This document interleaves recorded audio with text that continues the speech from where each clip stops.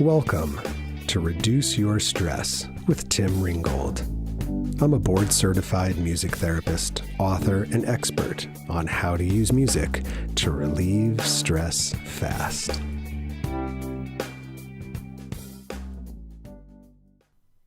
This podcast is sponsored by McConnell Music Therapy Services, Inc., where they believe in the power of music to transform people and communities. Based in Northern California, their board-certified music therapists support people of all ages and abilities within hospitals, schools, corporations, and communities using music experience to connect, express, and de-stress. Visit them at mcconnellmts.com or their Facebook page, McConnell Music Therapy.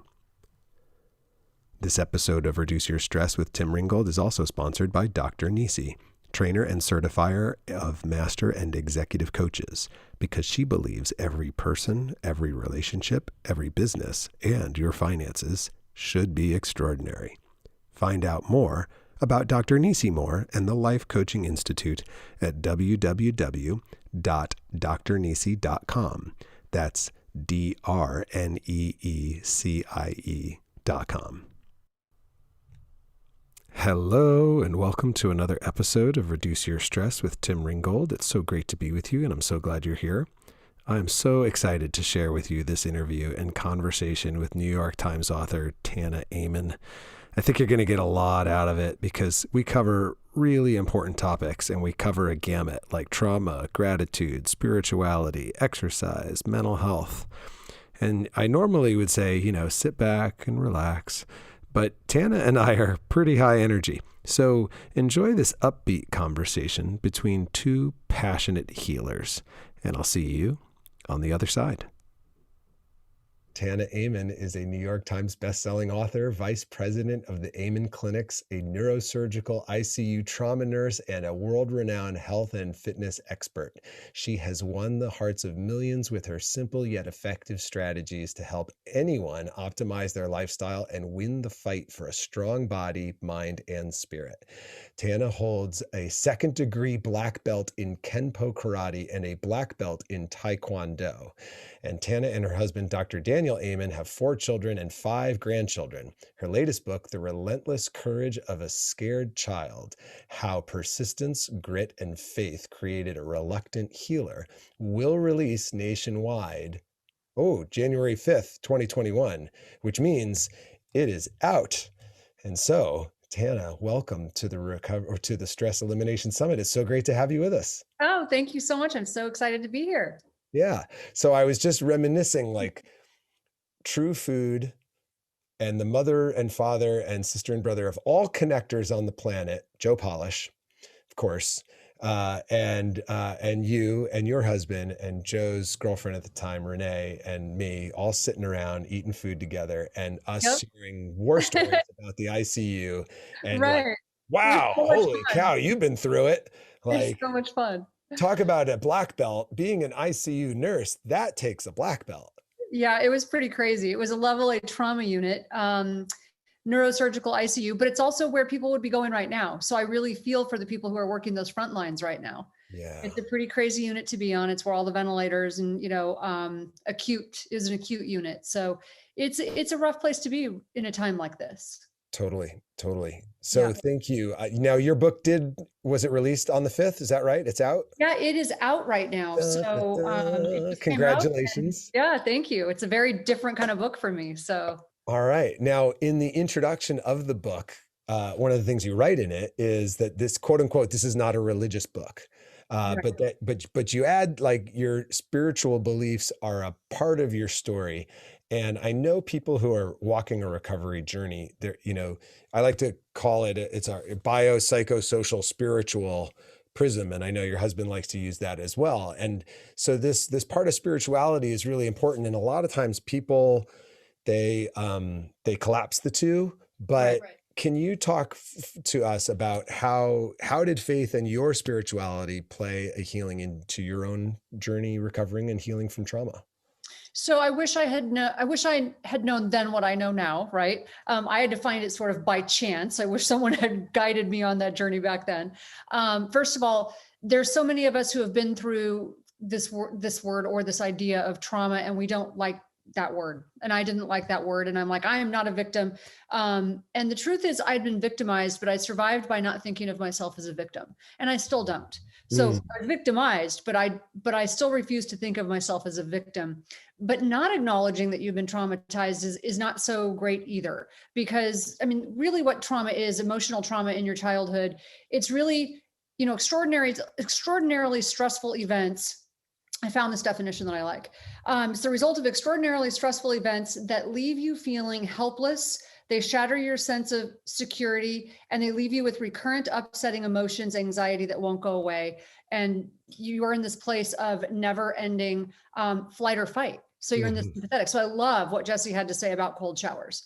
I don't take them in the morning. I actually like them at night because they reset your parasympathetic system, which I know he'll know all about and he'll start talking about, but I love it because we're in this constant state of flight or fight. Yes. So when I finally hit rock bottom, and it's a process, right? I mean, you think you're starting to do better, then something happens and you hit rock bottom again, you get triggered.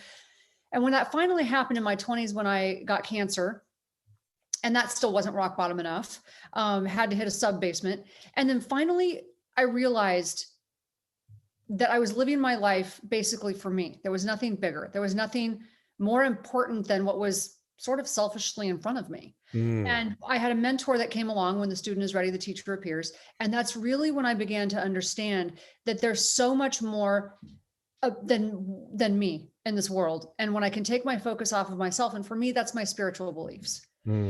Having something bigger than myself to believe in. Not only does that give me something bigger than myself to believe in, which is really important, but it takes the focus off of me and helps me put the focus on other people. And when you're recovering from anything, that's a really important thing.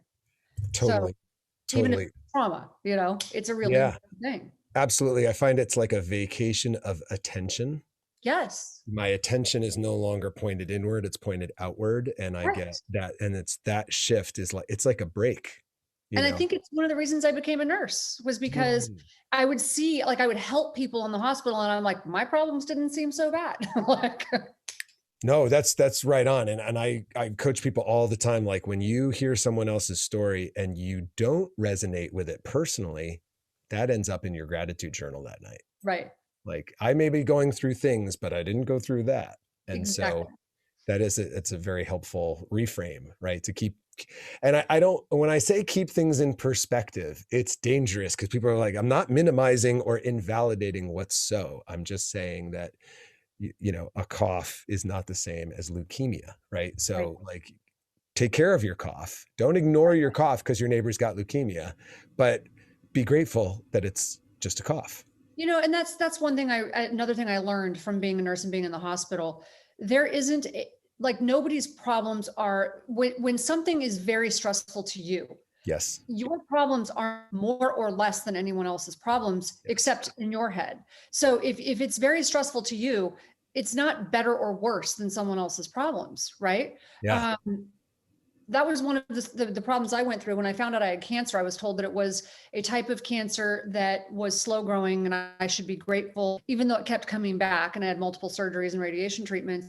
But I was so frustrated and angry at the time. And I went into this wicked depression and I felt guilty because I'm like, I should be grateful, but I don't feel grateful. I feel angry. And I went into this really wicked depression and I thought, I can't even get cancer in a way that makes sense. Right. And how helpful is that? That's not helpful. So don't minimize it either. Accept what you're going through and just realize it's different than what someone else is going through. I notice a lot of people, because I work in grief, I do a grief retreat twice a year, and a lot of people compare grief. They get kind of competitive and comparative and quantitative about it. Right. Like it's a more or less. And I've noticed that with trauma also, like you think that's bad, ... And I'm like, listen, if it was bad for you, it was bad. Right. That's all that matters. Right. And we experience different situations differently based on our life experience. Yeah. Yeah. Now, being a black belt, I just got pinged like 6 times that I forgot to ask you the very important question that I was supposed to ask before we ever got started, which was, what was your first concert? Oh, I was a rock girl through and through. So Van Halen. Oh, and was it Van Halen or Van Hagar? Who was the It was singer? Van Hagar. It was. I was sort of a nerd in high school. Contrary to popular belief, I was a nerd, and I didn't really go to concerts until later. Okay. So yeah, All right, but that's a pretty big rock concert to go to. yeah. No, That's I pretty liked rock. epic. Yeah, I still love rock. I still love classic rock. Yeah. Awesome. All right, thank you. I know everybody who's keeping track for their daily prizes is much happier now that I got that handled. Sorry, everybody. Little ADD going on over here.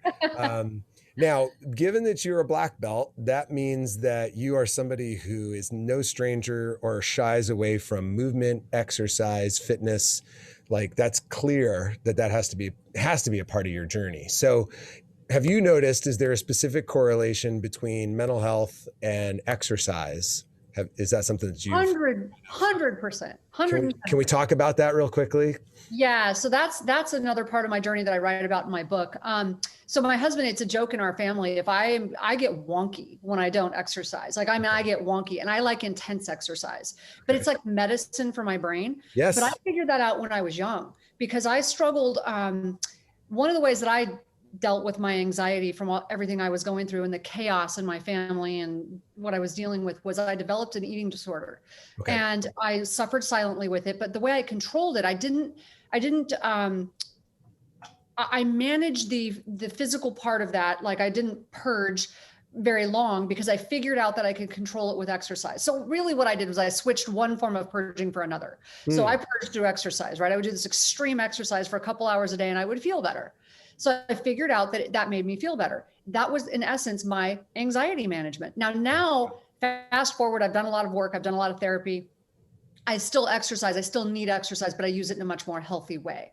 Gotcha. So, but it absolutely, exercise is one of those things that releases endorphins. It releases all of the positive neurotransmitters, and it's gone head to head with antidepressants. So dopamine, serotonin. So it balances you is what it does. And I didn't know that. I just knew that it kept me from doing other things that were less healthy for me. Right. Right. And I think that's what happens to a lot of us. Our felt experience of it was it was good for us. And then later on, some studies or thing we read about it kind of validated what we already knew to be true Right. for ourselves. Right. And Right. I just don't feel normal without it. yeah. Yeah. No. And I'm with you. I'm the same way. I'm an athlete and an artist, and that's how I express what's going on internally for me and work out. And I love these phrases, right? Like work out. Like Yeah. I work out of me Yep. through movement, whatever's going on in me. It gets worked out along Well, the way. I love that you say that because of course I picked fighting and not dancing. So I don't yoga. I just like literally my brain starts to go crazy. I know how good it is for you, but I'm such an intense person, Yes. and there's nothing that feels better. Like I always say, it's like the best form of therapy than going and hitting some big padded guy talking about working out your stuff. So as someone who's been through some sexual trauma, I'm like, oh, this is so good. I'm going to go work out my stuff today. Absolutely. Feels good to hit stuff. So, No, 100%. That is 100% accurate. And in fact, for men, it's really challenging because there's a double standard for men about we are encultured to feel mad, not sad, but it's not okay to express our anger. right. So why do you think guys get so mad at the TV screen during the football game, Right. or they get so competitive out on whatever competitive thing they're doing, or in their car because they are trying to work out this energy that's in their Exactly. body in some way, and they haven't found a way to really release it. And so, Yeah. and I think, it's really important for everybody listening that exercise is a umbrella. It's a spectrum of things. So one person's hiking is another person's, Yeah. combat is another person's yoga. I play pickleball, and your husband's book, Making a Good Brain Great. I'm a traumatic brain injury survivor from soccer. In Right. fact,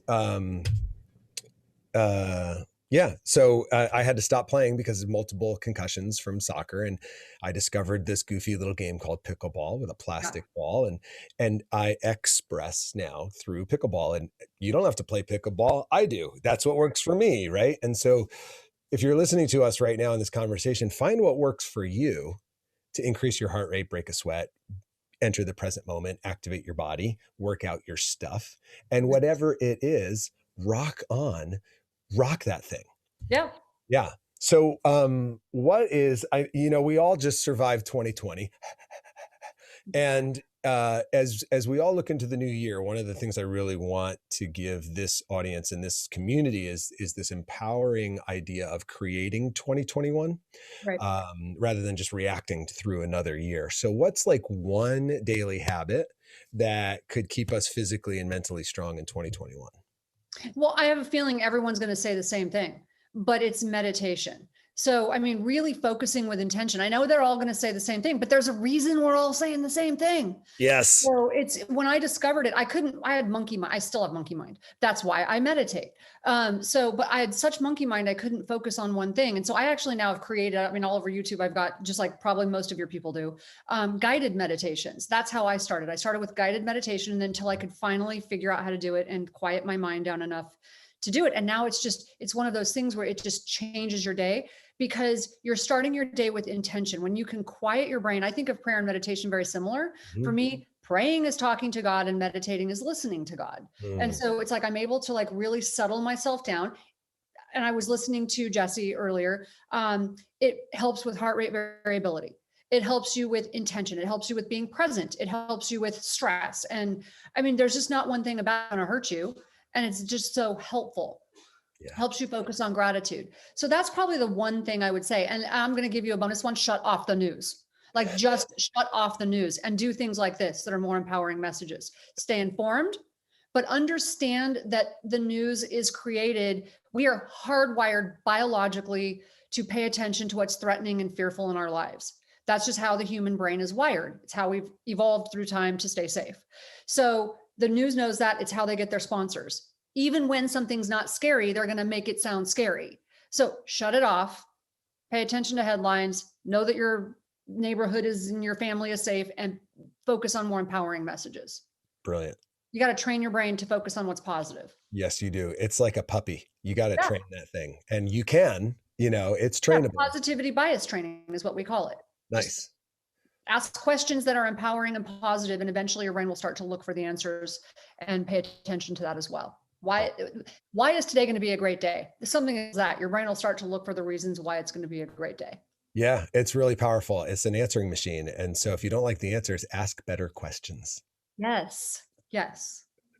Well, this has been amazing. I want to thank you so much for joining our summit. Where do people find you online, and let's say the name of your book again and where they can find it? So it's The Relentless Courage of a Scared Child. Okay. And you can get it anywhere now: Amazon, Barnes & Noble. You can find me at tanaamen.com, or I love to answer questions, on social media. So at Tana Amen on Instagram.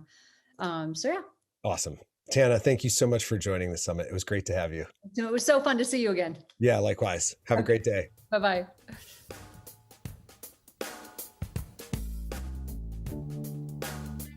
Thanks so much for checking out this episode of Reduce Your Stress with Tim Ringgold. I've got a couple of resources for you, which you can find in the show notes or you can listen to right here. So check it out. If you enjoy the sound of my voice and you enjoy the sound of my guitar, imagine them put together. Go to sonicrecovery.com and take your very own relaxation vacation, where I take you out of the stress of the present moment and back in time to a time when you felt happy, healthy, safe, and sober, and then walk you through that memory so you can bring back those feelings into the challenges you're facing today. So go check that out. It's at sonicrecovery.com. If you're a healthcare worker in recovery, check out the Music in Recovery Self-Care Guide for healthcare professionals that I created just for you. That's at hcp.sonicrecovery.com.